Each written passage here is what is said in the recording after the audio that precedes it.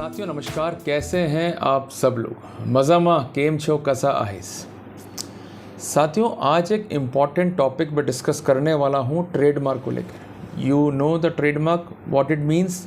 Trademark means जो आपके trade के नेम को एक ऑथेंटिकेट वे में रिप्रेजेंट करे, ठीक है।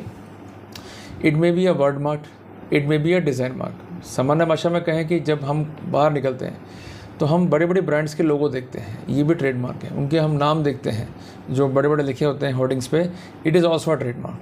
तो उसके कई तरह के वेरिएंट्स हो सकते हैं, बट हम उस पर भी नहीं जा रहे। हम एक छोटी सी बात आज के अध्याय में डिस्कस करने वाले हैं कि जब हम किसी केस में ट्रेडमार्क लेना चाहते हैं टू एक्सपेंड आर बिजनेस और आर ट्रेड और आर प्रीमाइसिस, तो उस सिनेरियो में हमें किन किन बातों का ध्यान रखना चाहिए ताकि हमारे राइट्स अफेक्ट ना हो। अगर कोई दूसरा प्लेयर या दूसरा पर्सन उसी कैटेगरी में उसी तरह के गुड्स को डील विद कर रहा है और वो हमसे पहले जो है वो रजिस्टर्ड है, तो क्या इसके बावजूद भी भले ही हम फर्स्ट यूज़र हैं, भले हमारे पास पासिंग ऑफ है, तो क्या हम इस जंग के मैदान में अपनी जीत को दर्ज करा सकते हैं? किन किन दिक्कतों का सामना हमें करना पड़ सकता है और कानून में हमारे राइट्स क्या हैं, ये सब मैं डिस्कस करूँगा आज के अध्याय में। तो आज के अध्याय के 3 पहलू हैं: simple trademark, associate trademark and composite trademark. तो एक एक बात को हमें खुल कर डिस्कस करना है।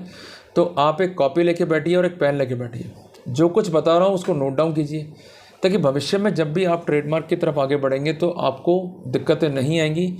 ये वीडियो काफ़ी हद तक आपकी प्रॉब्लम को सॉल्व करने में आपकी सहायता देगा। अगर दिक्कत आती है तो उस सिनेरियो में जो कानून है उसको पढ़कर आप दिक्कतों को इजीली भी रिजॉल्व कर सकते हैं। केवल चीज़ों को समझना होगा, उसके अनुसरण में आपको एक्ट अपॉन करना होगा। हम इजीली जो है वर्कआउट करते हुए एज़ पर लॉ जो है वो रेमेडी ले सकते हैं। तो साथियों शुरू करता हूँ आज का प्रेजेंटेशन। साथियों सबसे पहले हम डिस्कस करेंगे जजमेंट को। क्लियर है?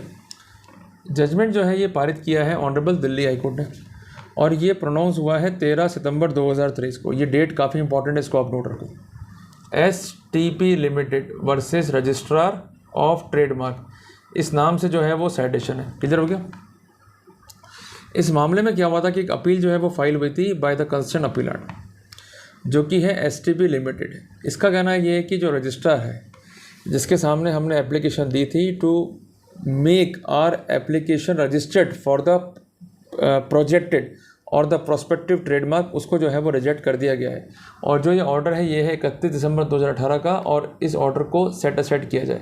और उन्होंने एक वर्ड यूज़ करा इम्प्यून। इम्प्यून से मतलब क्या होता है कि जब भी कोई ऑर्डर कोई अथॉरिटी पास करती है वो एज़ पर नॉर्म नहीं है, उसको आप चैलेंज करते हो तो उसके लिए आप एक वर्ड यूज़ करते हो, it is called impugn order. और जब उसको रद्द करने की आप मांग करते हो तो उसके लिए टर्म्स जो है वो यूज़ में ली जाती है, उसे हम कहते हैं सेट असाइड। क्लियर हो गया? और जब भी कोई अर्जी जो है ट्रेडमार्क के लिए वो खारिज होगी तो उसको कहेंगे यहाँ पर refusal to register the appropriate trademark. जो इनकी एप्लीकेशन थी उसकी कुछ डिटेल होती हैं जिसको भी जानना ज़रूरी है। सबसे पहले हम समझते हैं ट्रेडमार्क को। इनका जो ट्रेडमार्क था प्रोस्पेक्टिव अप्लाइड, वो था शालीमार्क। ये वर्ड इंपॉर्टेंट है, शालीमार्क। दूसरा है ट्रेडमार्क एप्लीकेशन नंबर 2873856। तीसरा है क्लास। चौथा है गुड्स, जिसमें डील विद करने वाले थे, जो कि था building material, non metallic, resin based, thermoplastic, road marking compound, water based road marking compound. इनका कहना है कि हम फर्स्ट यूज़र हैं और 4 जुलाई 2006 से इस प्रोडक्ट को जो है हम मैन्युफैक्चर कर रहे हैं। और डेट ऑफ फाइलिंग था ट्रेडमार्क का 2 जनवरी 2015। क्लियर हो गया? तो ये बेसिक डिटेल जो है मैंने आपको प्रोवाइड कर दी है ताकि आगे की केस स्टडी में हमें काफ़ी ईजी रहेगा वर्क करना। साथियों यहाँ पर जो काउंसिल अपीयर हुए उनका कहना है कि जो इम्प्यून ऑर्डर है इट इज़ टोटली परवर्स, क्योंकि अर्जी जो हमारी खारिज हुई है वो खारिज हुई है on the ground of objections जो कि रेज हुए हैं एज पर सेक्शन 9 और सेक्शन 11 ऑफ ट्रेडमार्क एक्ट। जबकि as per the examination report जो ऑब्जेक्शन था वो टेनेबल था एज पर सेक्शन 11। जब सेक्शन 9 की बात ही नहीं है तो सेक्शन 9 को रिलाई करते हुए जो रिजेक्शन है वो अपने आप में इलीगल है। उनका कहना यह है कि जो ऑब्जेक्शन आया वो इसलिए आया कि जो शालीमार्क है ये डिसेप्टिव सिमिलर है विथ शालीमार्क। और इस तरह के 3 जो अलग अलग प्रोप्राइटर्स हैं मार्केट में अवेलेबल हैं जो इस नाम को यूज़ कर रहे हैं। इनका कहना है कि जो नाम नंबर 2 और नाम नंबर 3 जो है यद्यपि सिमिलर है, बट इनको जो है एबेंडन कर दिया गया है, ख़त्म कर दिया गया है। बट जो कैटेगरी नंबर 1 में है वो डील करता है बिल्डिंग मटेरियल में, जो हम दोनों के बीच में जो है कॉमन है। बट यहाँ पर उन्होंने कोर्ट से कहा कि हम रेडी इन विलिंग हैं कि हम बिल्डिंग मटेरियल में जो है डील विद नहीं करेंगे इस पर्टिकुलर क्लास और गुड्स को लेकर, जिसके लिए उन्होंने क्या स्पेसिफिक करा उसको जो है जानना जरूरी है। Since the building material is common to the cited mark, जो कि अपन ने बताया कि जो रजिस्टर्ड है, और अप्लाइड मार्क, जिसके लिए इनका सबमिशन है कि they are ready and willing to delete building material non metallic from the list of goods, उस लिस्ट से जिसके संदर्भ में या जिसके कॉन्टेक्स्ट में क्लास नंबर 19 में इन्होंने ट्रेडमार्क के लिए जो है अप्लाई किया है। क्लियर हो गया आपको? सबसे इम्पोर्टेंट बात इनकी ये थी कि जो शाली है, SHALI शाली, इस प्रीफिक्स को लेकर भी हमारे पास जो है रजिस्ट्रेशन है। इसके अलावा कई ऐसे हमारे प्रोडक्ट मार्केट में हैं जो इस नाम को लेकर चल रहे हैं, जैसे शाली प्लास्टिक, शाली ग्रिप, शाली डेक। तो वापस से हमने एक नया प्रोडक्ट जो है लॉन्च किया, उसका नाम है शाली मार्क। अब रिजेंबल है तो इसका मतलब ये नहीं है कि आप जो हमारी अर्जी खारिज कर रहे हैं वो बिना किसी कारण को असाइन करते हुए खारिज कर दें।